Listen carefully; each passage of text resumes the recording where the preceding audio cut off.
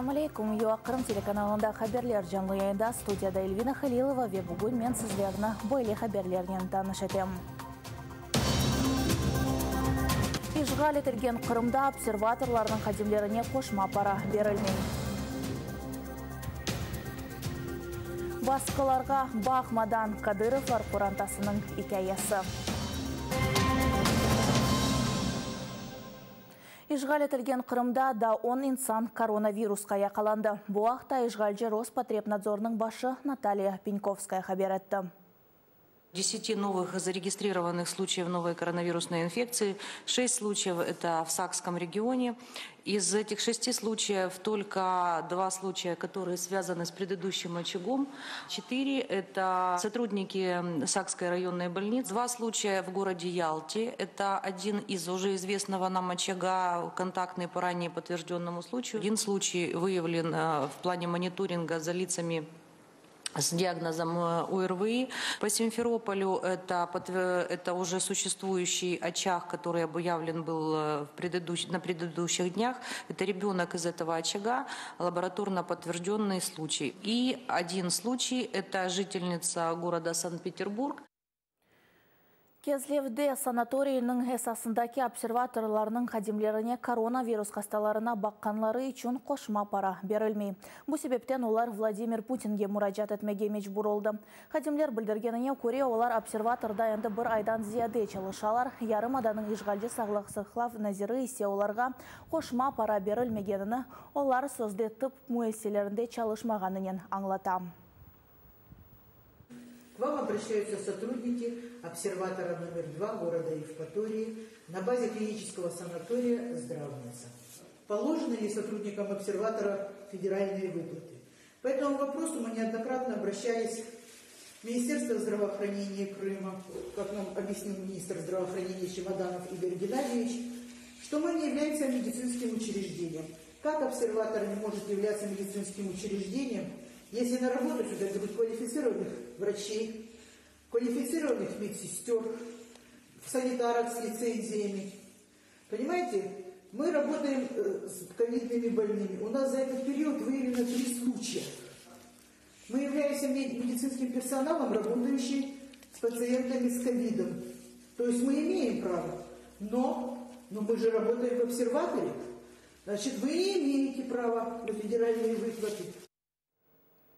Сонки күн ішінде Украинада да 442 инсан коронавируснен қасталанды. Оларның арасында 29 бала ве 74 түп қадима.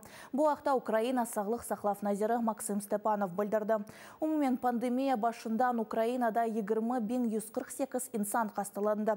Олардан 6.585 кішкіші тедавиленді, 588 исе әлі қолды.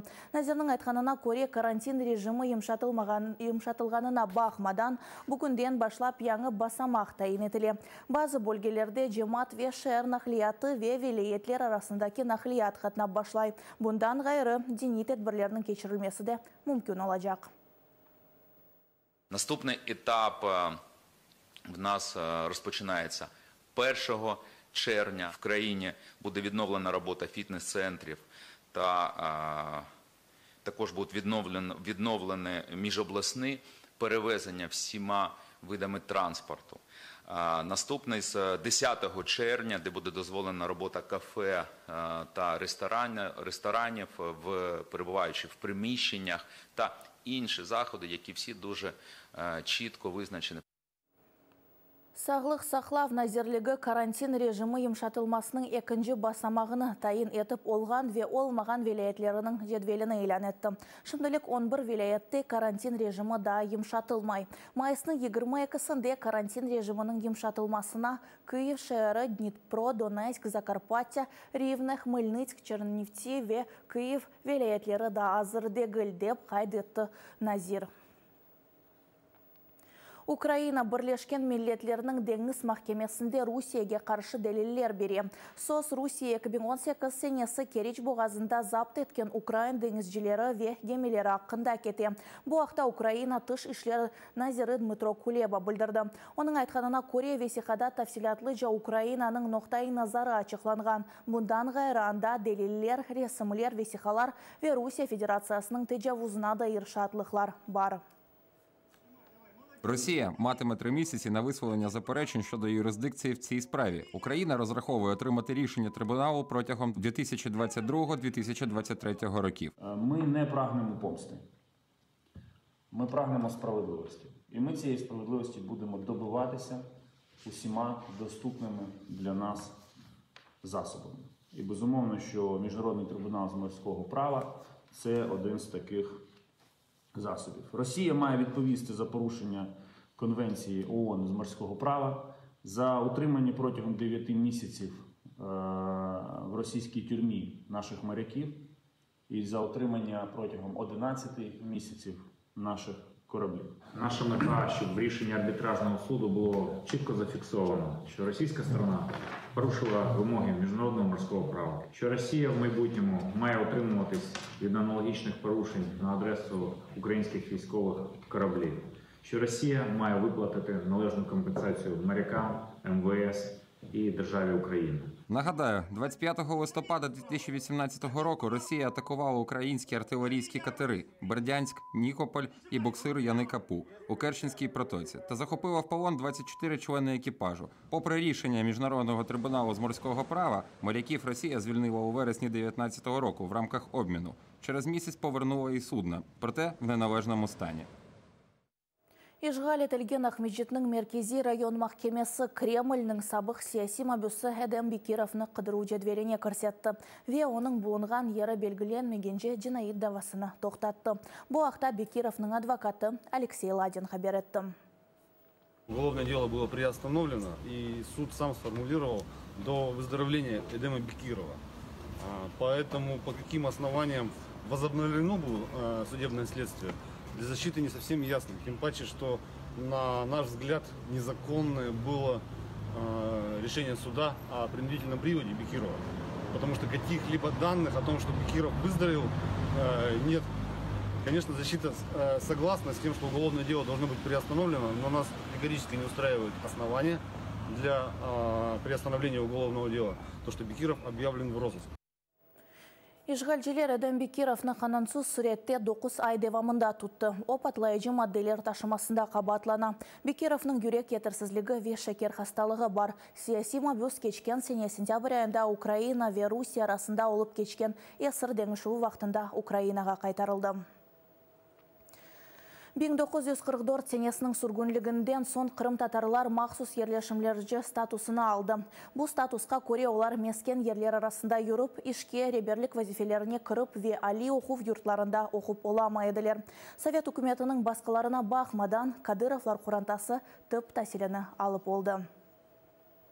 Фамилия Кадыров, как у самого реакционного Курбаши, наверное, да, в 1944 году, ну, как и у всего нашего народа, была депортация. В течение 20 минут надо было собрать эти вещи. Часть крымских татар была депортирована в Марийск. То и были очень тяжелые. С одной деревни в другую деревню до 1956 года нельзя было передвигаться.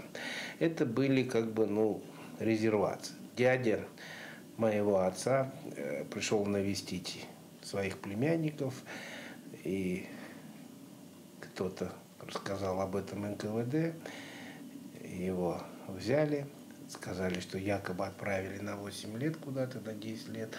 Ну, так он и потерялся. Потом со временем они переехали оттуда в места компактного проживания крымских татар. Конечно, в Узбекистане их было больше. Было предложение работать врачом в силовых структурах, в частности, вот СНБО там называлось.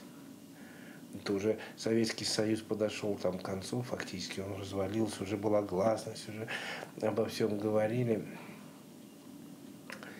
И тем не менее мне напомнили о моей национальной принадлежности. Так неформально, говорит, знаешь, неофициально говорят, ну, мы не можем взять тебя туда на работу, потому что ты крымско-татарской национальной принадлежности. Крым – наша родина, и мы все рано или поздно переедем в Крым. Это фотография 1934 года. На фотографии это дедушка мой, бабушка. Мне нравились родные места, откуда корни у меня. Судак, например, мне очень нравился. Я был много раз в этой деревне. Мне рассказывали, откуда они спускались, собирали виноград, куда они увозили. Мне нравился Южный берег. Мать у меня родом из Ялты. Я видел ее дом, квартиру, где она родилась. Понимаете? Так что все чувства были противоречивые. Но я все равно туда вернусь, когда он будет свободный, нормальный, без всяких. Бунин мен сағылықлашам Facebook сәйфемізге қош олыңыз ве бұзылы олыңыз көрішмек үзіре.